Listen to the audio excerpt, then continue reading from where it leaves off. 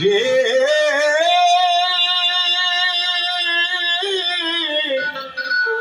হরে রাম বল মন হরে কৃষ্ণ হরে কৃষ্ণ। এই নামে কি হয়? যদি কেউ একবার নাম নেওয়ার মতো নিতে পারে জগতে আর কিছু দরকার হয় না, কিন্তু নামের মধ্যে নামতে হবে। যদি কেউ নামের মধ্যেই নামে, তখন যদি দুর্নয়ন হতে এক ফোঁটা নামে, তবে নামে ভগবানও নামে। মন বল হরে কৃষ্ণ হরে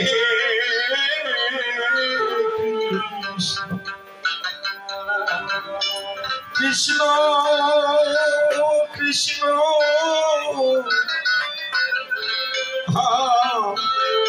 রে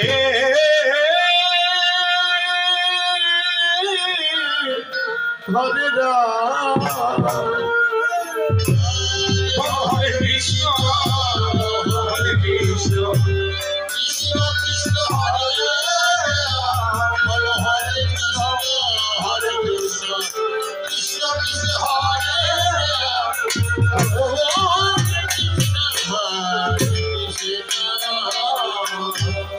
এই নামে শোকে দুঃখ তোমার নামে দূরে শোকে দুঃখ, এই নামে শোকে দুঃখ যাবে দূরে জপরে মন পীড়া।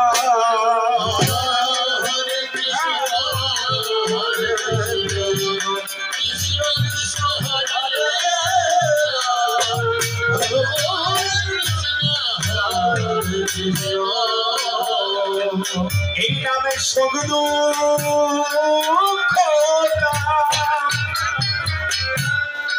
তোমার যাবে দূরে শোক দুঃখ নামে শোক দুঃখ যাবে দূরে জপরে মন পীড়া।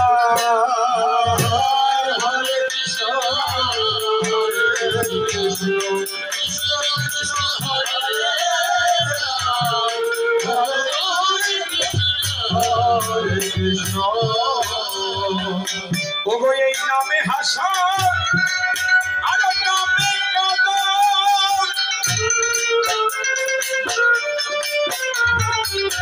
এই নামে ঘটে চিত্তর ধাঁধা। ওগো এই নামে হাসা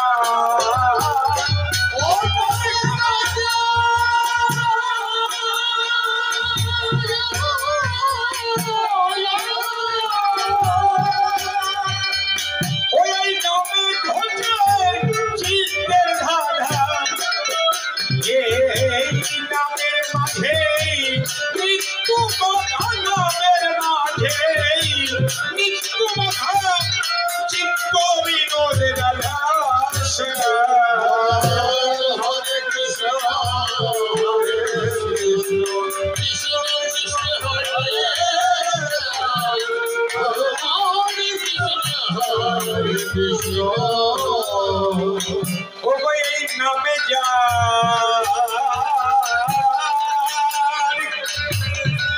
চরে মাত্র লক্ষ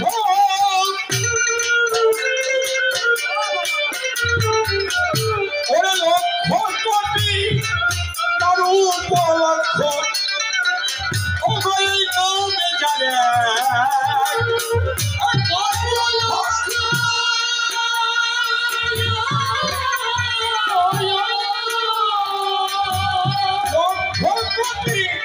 উপলক্ষ সে তো আর যেটা লক্ষ্য সে তো আর যেটা লক্ষ্য ধর্ম লক্ষ্য হরে কৃষ্ণ হরে কৃষ্ণ কৃষ্ণ কৃষ্ণ হরে কৃষ্ণ। ওগো এই নামেতে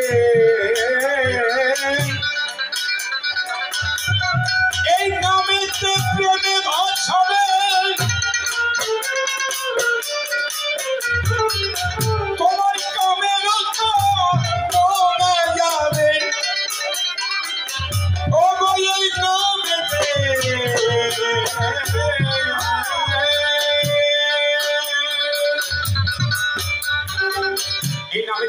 ভাষাতে বিজয় সরকার উনি ডেকে বললেন গানের মধ্যে, এই নামে যার একমাত্র লক্ষ্য, এই নামের ভিতরে তোমার লক্ষ্য থাকতে হবে। আর আমরা করি কি দেখবেন বাবা, কিছু কিছু মানুষ মালায় জপ করি না, নাম হরে কৃষ্ণ কৃষ্ণ কৃষ্ণ হরে হরে, হরে রাম রাম রাম হরে হরে। এর মধ্যে করি কি দেখেন, হরে কৃষ্ণ কৃষ্ণ কৃষ্ণ হরে হরে, ও মা গরুড়া বান্ধ নাই, রাম রাম হরে হরে, হরে কৃষ্ণ কৃষ্ণ কৃষ্ণ হরে হরে। ও মা সল খেলে মরিয়ে গেল, তো দুধ দাও, তাহলে আর হবে না, আর হবে না। এই নামেতেই প্রেমের ভাষাতে। এই যে বাড়ি বাড়ি গিয়ে কিছু লোক আছে না, বাথরুম পরিষ্কার করে, কি বলা হয় ওদের, মেথর। তো মেথর, ভায়োলিনটা একটু কমাই দেন তো ভাই, ভায়োলিনটা একটু কমান, এইটা থেকে ভায়োলিনের আওয়াজটা বেশি হয়ে গেছে। তো মেথর রাজা বাড়ির বাথরুম পরিষ্কার করে 12 বছর রাজা বাড়ির বাথরুম পরিষ্কার করে। একদিন মেথরের যেতে একটু দেরি হয়ে গেছে, ঘন্টাখানিক দেরি হয়েছে। তো মেথরকে দেখতে পারে রানী কেবল বাথরুম সেরে রাজপ্রাসাদের দিকে যাচ্ছে। আজকে মেথর ওই রানীর রূপখানি দেখেছে। মেথর চিন্তা করছে, বাবা জগতে এমন নারী আছে, রানীদের তো দেখা যায়, এত সুন্দরী নারীও হয়, এই নারীকে যদি আমি একবার পাই, ভগবানের কাছে চাওয়ার কিছুই নেই। দর্শন থেকে লোভের উদয় হয়েছে, লোভ থেকে কামনার জন্ম নিয়েছি। এবার চিন্তা করে যে এই নারীরে যদি আমি না পাই, তাহলে জীবনই রাখবো না। কিছু কিছু গান বাড়িয়েছে না, দেখছেন, আমার মরণের পর তোমার আসল ছায়া দিয়ে দিয়ে গো কত, এরা মনীষীর মধ্যে হয়, আমার মরণের পর তোমার আসল ছায়া দিয়ে। ভগবানের কথাও কয় নাই, মা বাবার কথাও কয় নাই, কোন জায়গার কোন এক গান। আর এক বাংলাদেশে একজন গান গাইতেছে, ও তার হৃদয় যেন পবিত্র হয়ে যায় নামাজের ফাঁকি। আমি তার হৃদয়ে মিশে আছি আমার যায় নামাজের ফাঁকি, তার হৃদয় যেন কুপবিত্র হয়ে যায় মদিনার মাটি। কোন জায়গায় তুলনা করতেছে কারে দেখেন তো বাবা, যেখানে আল্লাহর নাম নাই, ভগবানের নাম নাই।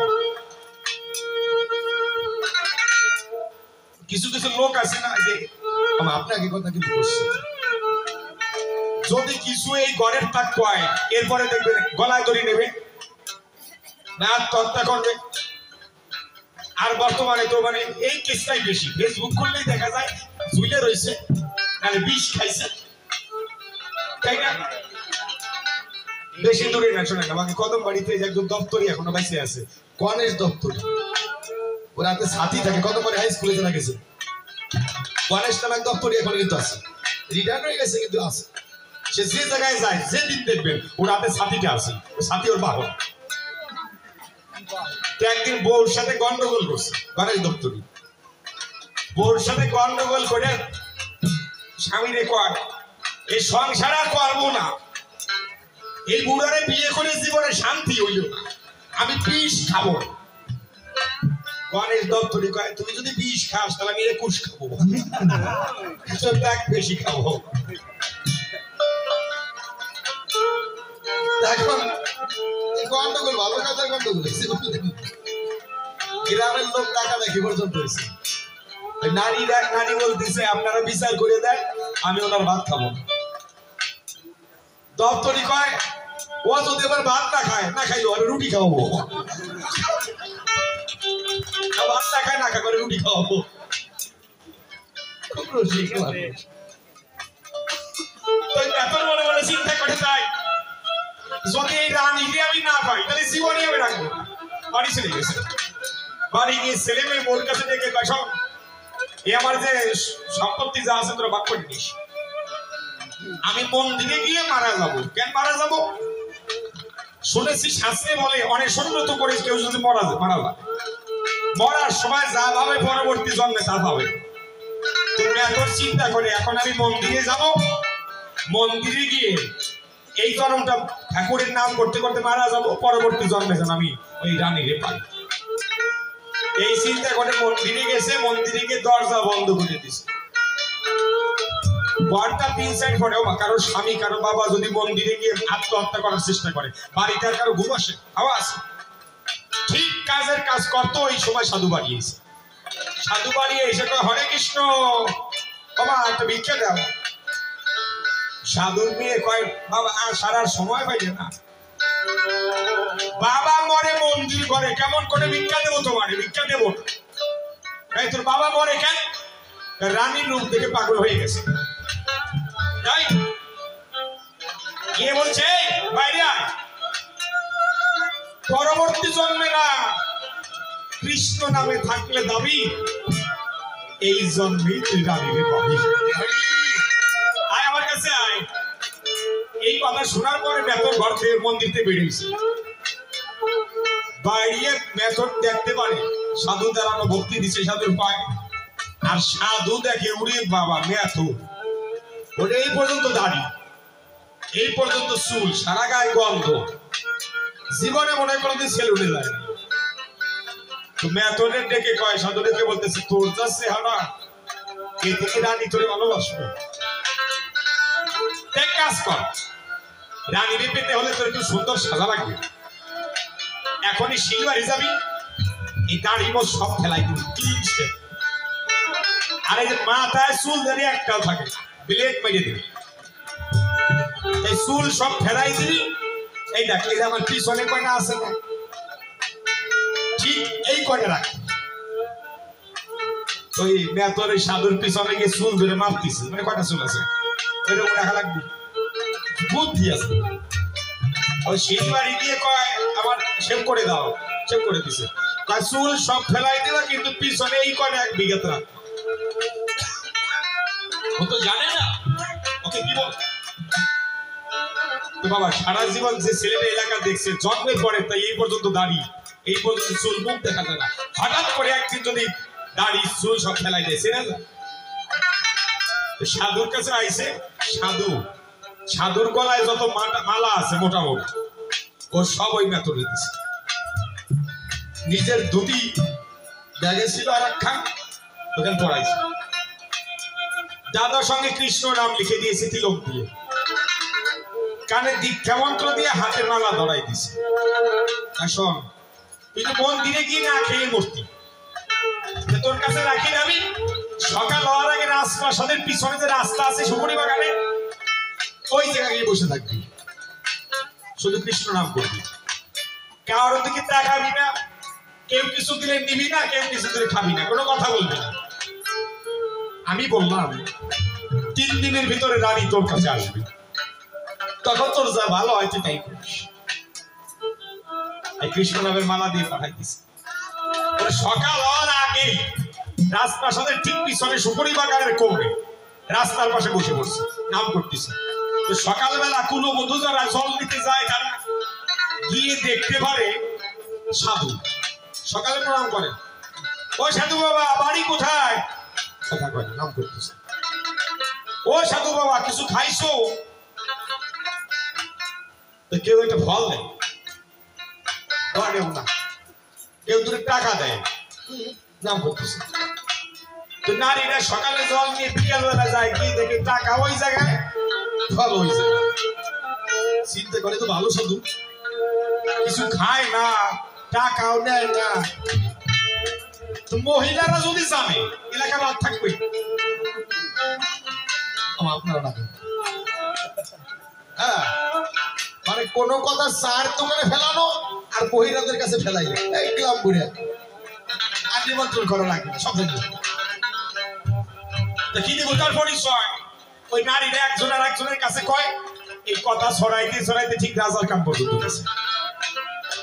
রাজা চিন্তা করে আমার রাজপ্রাসাদের পিছনে এত বড় সাধু, আমি একটু যাই। রাজা